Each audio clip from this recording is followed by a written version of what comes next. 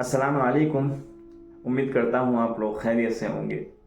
एक ऐसा देश जिसका नाम सुनते ही हमारे जहनों में बड़ी बड़ी गाड़ियाँ और ऊंची ऊंची इमारतें, वहाँ की खूबसूरती और वहाँ का लाइफ स्टाइल, ये सब हमारी जहनों में आ जाता है। लेकिन वहाँ की हकीकत क्या है और क्या है वो जगह, आज हम इस वीडियो के अंदर जानेंगे। भाई ने वहाँ की एक सच्चाई बयान की अपनी वीडियो के ज़रिए से। चलते हैं स्क्रीन की तरफ और सुनते हैं। दुबई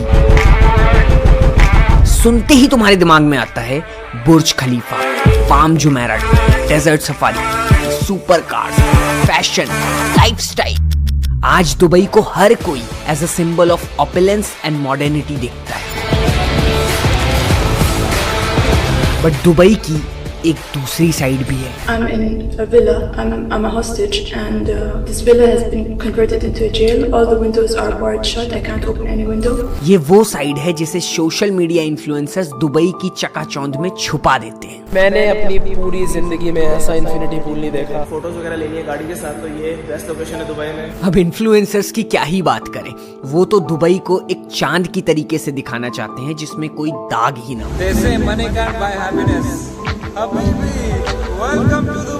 अगर आप देखो इंस्टाग्राम पर हर कोई दुबई को एक अचीवमेंट की तरह दिखाता है। जो दुबई जा पाया, वहां की लाइफस्टाइल को अफोर्ड कर पाया, वही सक्सेसफुल, वरना तो आप लाइफ में कुछ कर ही नहीं रहे हो। अब जब एक आम यूथ सोशल मीडिया पर इन्फ्लुएंसर को दुबई के लग्जरी लाइफस्टाइल को प्रमोट करते हुए देखता है तो सोचता है यार मैं तो कुछ कर ही नहीं रहा हूं, जिंदगी तो दुबई वाले जी रहे हैं। This video can be disturbing for some viewers, क्योंकि इसमें ऐसे टॉपिक्स पे मैं डिस्कशन करने वाला हूं जो इन्फ्लुएंसर्स हमेशा एक आम आदमी से छुपाते हैं। क्योंकि Dubai is not what you think.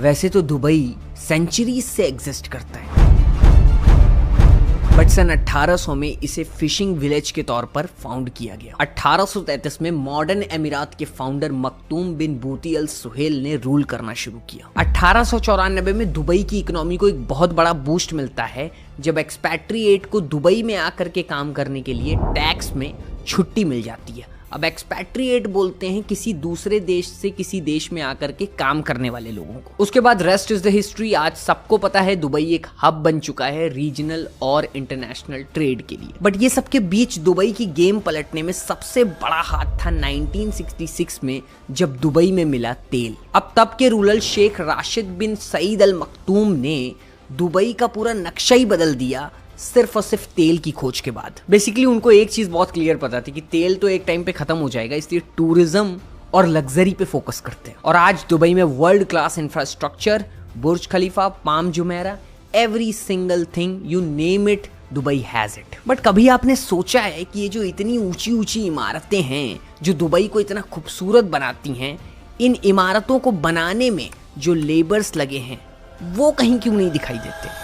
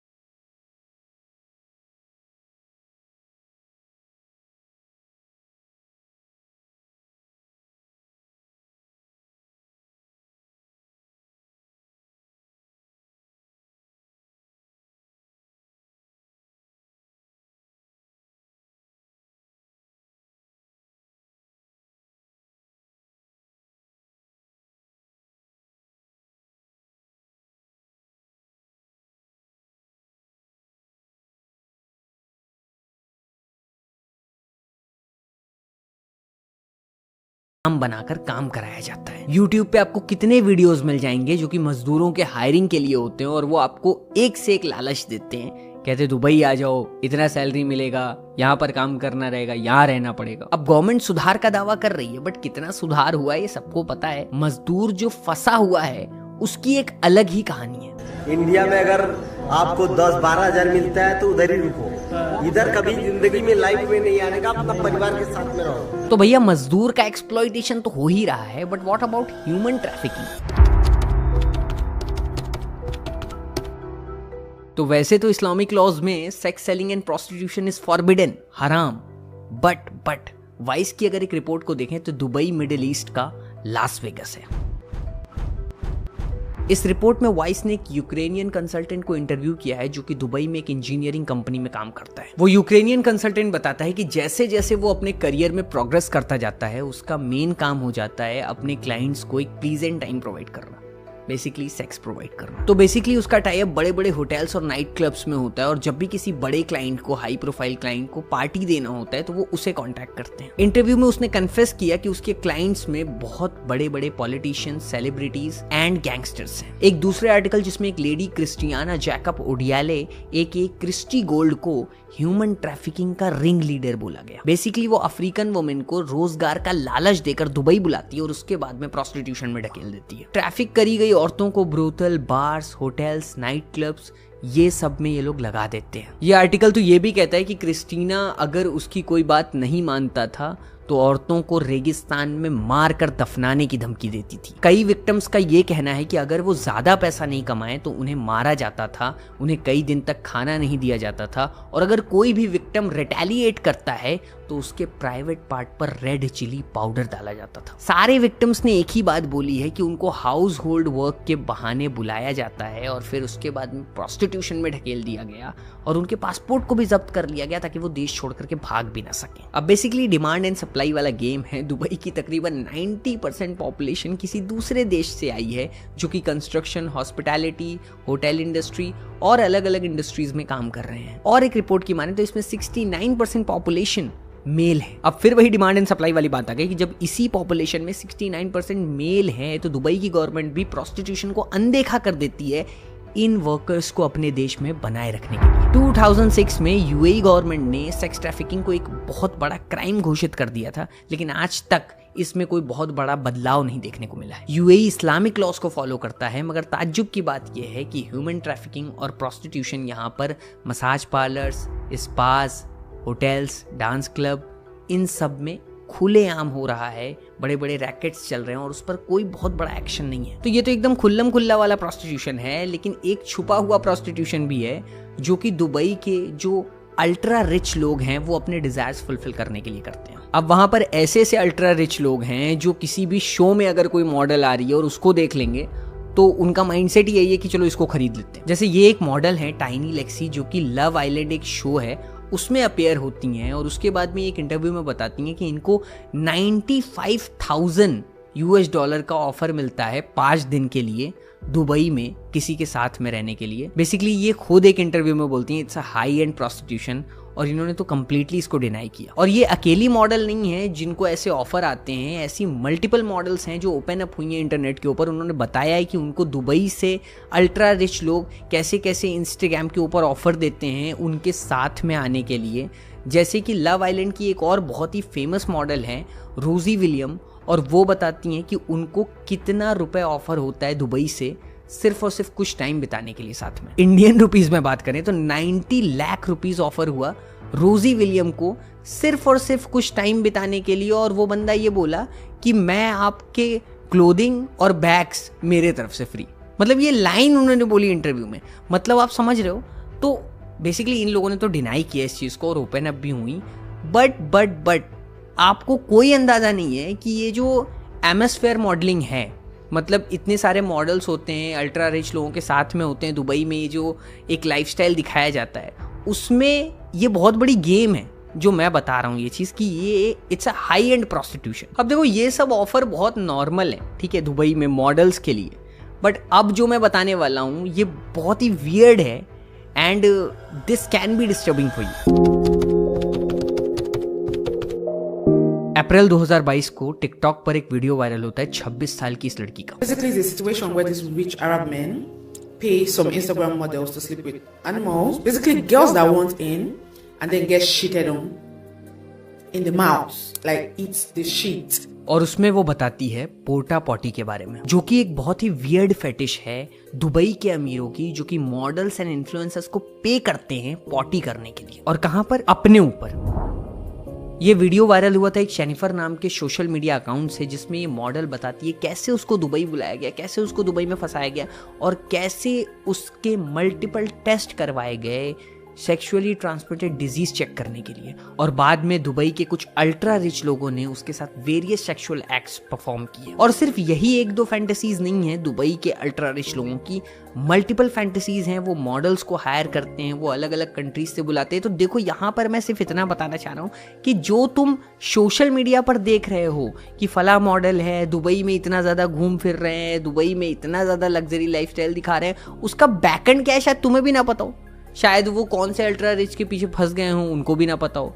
वो शायद अपने लाइफस्टाइल को फेक करने के लिए वहां पर क्या क्या कर रहे हो और वहां पर किसके डिजायर को फुलफिल कर रहे हो, तुम्हें ये भी ना पता हो। That's why I always say कि don't believe everything which is available on social media, क्योंकि तुम्हें सिर्फ एक साइड ऑफ स्टोरी ही दिखती है, उसका बैकएंड तुम्हें नहीं दिखता है कि बैकएंड में किसको कहाँ कैसे फंसाया गया होगा। और ये एक दो लोग ओपन अप करते हैं, वो लव आइलैंड वाली मॉडल है, अब उसने पैसे को सीधे सीधे डिनाई कर दिया, बट कितनी सारी ऐसी मॉडल्स हैं जो उसी ऑफर को एक्सेप्ट कर लेती हैं। तो ये सब जो कि इतने बड़े बड़े गलत काम हैं और प्रोस्टिट्यूशन इस लेवल पे है, यहाँ पर गवर्नमेंट भी कोई बहुत बड़ा काम नहीं कर रही है। क्यों? क्योंकि मैंने आपको बताया 69% पॉपुलेशन तो मेल है, वो 90% लोगों में जो कि बाहर से आए हैं काम करने। तो गवर्नमेंट भी चाहती है कि ये टिके रहे, बट गवर्नमेंट के और जो लीगल सिस्टम है वो बहुत डिफरेंट है और काफी कॉम्प्लेक्स भी है। अब उसको समझते हैं।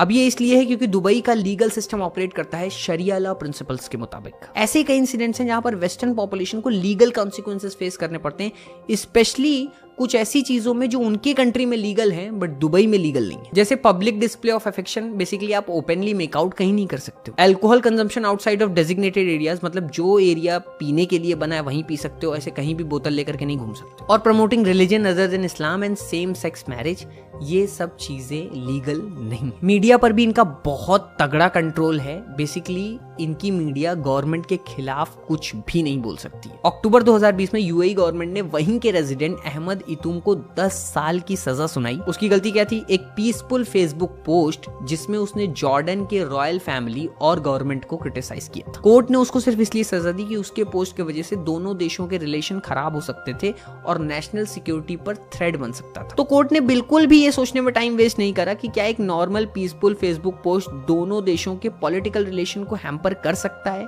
हल्का सा भी बोलोगे तुरंत जेल में डाल देंगे। दुबई के लॉज इतने स्ट्रिक्ट हैं कि आप गवर्नमेंट को क्वेश्चन तक नहीं कर सकते हो। और मजेदार बात क्या है कि ये सारे जो लॉज हैं ये गरीब और बाहर के लोगों के लिए ही हैं, अमीरातीज के लिए नहीं है।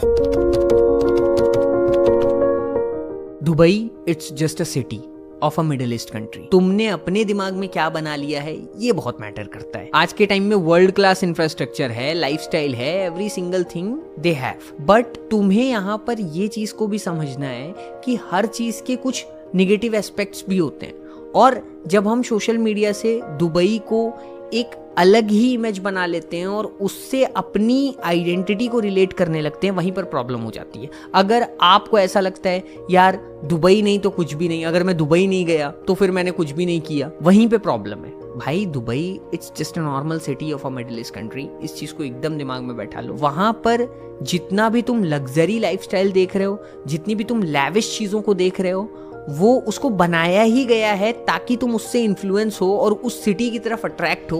बिकॉज मैंने पहले ही बताया शुरू में कि जब सिटी को बनाया जा रहा है, जब सिटी को डेवलप किया जा रहा था, तब से ही बनाने वालों के दिमाग में एक ही चीज थी कि इसको टूरिज्म का हब बनाते हैं। तो वो तो वही दिखाएंगे ना तुम्हें। तुम जिस भी चीज से इन्फ्लुएंस हो रहे हो वो तुम्हें वही चीज दिखा दिखा करके अपनी तरफ अट्रैक्ट करेंगे। बट जितनी ज्यादा चमक है उतनी ही ज्यादा डार्कनेस भी होती है। जैसे अभी तुम देखो वहां पर आर्टिफिशियल रेनिंग हो रही है। अब आर्टिफिशियल रेनिंग में क्लाउड सीडिंग एक वेदर मॉडिफिकेशन टेक्नोलॉजी है जिसमें कुछ सब्सटेंस को हवा में डाल दिया जाता है। अब वही वाली बात है ना कि उसके जरिए एनवायरनमेंट पे कितना खराब असर पड़ रहा है, इसको तो तुम सोच भी नहीं सकते हो। मिंट के एक आर्टिकल के मुताबिक क्लाउड सीडिंग एक रीजन और लोकेलिटी के प्रेसिपिटेशन के पैटर्न को अल्टर करता है। इससे नेबरिंग इकोसिस्टम पे एक बहुत ही नेगेटिव इंपैक्ट पड़ता है, जिससे कि जो बारिश होना था सीड क्लाउड से वो नहीं हो पाता है। तो ये अपने आप में ही इन्वायरमेंट को बहुत ही नेगेटिवली इंपैक्ट करता है। उसके साथ साथ में एयर पोल्यूशन हो रहा है, डस्ट स्टॉर्म्स आ रहे हैं। अभी आपने देखा दुबई में